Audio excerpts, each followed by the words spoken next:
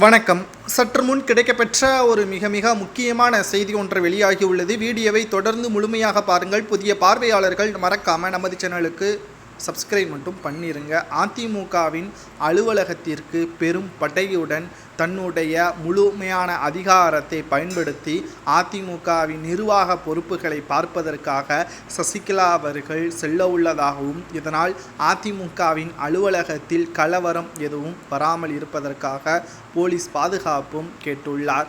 அதிமுகவிலிருந்து சசிகலா தான் நீக்கப்பட்டு விட்டாரே, அவர் எப்படி மீண்டும் அதிமுகவிற்கு செல்ல முடியும் என்று கேட்கலாம். சிறைக்கு செல்வதற்கு முன்பாகவே அதிமுகவின் பொதுச் செயலாளராக பதவி பிரமாணம் செய்த பிறகுதான் அவர் சிறைக்கு சென்றார். கூவத்தூரில் எடப்பாடி முதல்வராக தேர்வு செய்ததும் அப்படித்தான். ஆகையால் அவரை எப்படி பொதுச் செயலாளர் பதவியிலிருந்து முதலில் பறிக்க முடியும்? அதற்கு பிறகு அடிப்படை உறுப்பினர் பதவியிலிருந்தும் அவரை எப்படி பறிக்க முடியும் என்ற கேள்விதான் இங்கே பேசப்படுகிறது. மேலும் அதிமுகவை ஒன்றாக இணைப்போம் என்று அவர் ஆரம்பத்தில் இருந்து கூறியிருந்தார். சரி, மக்களவைத் தேர்தலில் அவரது பங்களிப்பு இல்லாமல் இருந்ததே காரணம் என்ன என்று கேட்கும் பொழுது, சரியான திட்டமிடுதல் அனைத்தும் சட்டப்பேரவை தேர்தலை பொறுத்துதான் அமையும். மக்களவைத் தேர்தலில் 2 பேரை ஆதரிக்க வேண்டும், ஒன்று காங்கிரஸ், மற்றொன்று பாஜக. ஆனால் சசிகலா அவர்களுக்கு காங்கிரசுக்கும் எதிராக செயல்படுகிறார், மேலும் பாஜகவிற்கும் எதிராக செயல்படுவதால் மக்களவைத் தேர்தலில் தங்களுடைய முழுமையான பங்களிப்பை கொடுக்கவில்லை. ஆகையால் தான் அவர் மக்களவைத் தேர்தலை பற்றியான எந்த ஒரு தகவலையும் தெரிவிக்கவில்லை.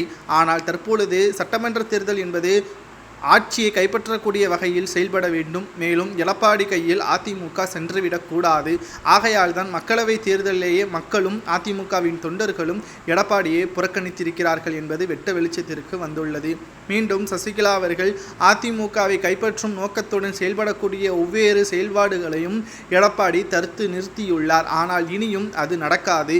மேலும் இரட்டை இலை சின்னத்தையோ கொடியையோ பயன்படுத்தக்கூடாது என்று எடப்பாடி பழனிசாமி அவர்கள் நீதிமன்றத்தில் வழக்கும் தொடர்ந்துள்ளார். ஆனால் அதை எதிர்த்து சசிகலா அவர்களும் நீதிமன்றத்தில் வழக்கு தொடர்ந்துள்ளார். அதாவது அதிமுகவில் உறுப்பினராக நான் இருக்கிறேன், அதுவும் ஜெயலலிதா அவர்கள் அதிமுகவால் இணைக்கப்பட்ட பிறகு அவர் மூலமாக நிரந்தர அடிப்படை உறுப்பினராகவும் சில முக்கியமான பொறுப்புகளிலும் இருப்பதாகவும் சசிகலா அவர்கள் ஆதாரத்தை வெளியிட்டிருக்கிறார்.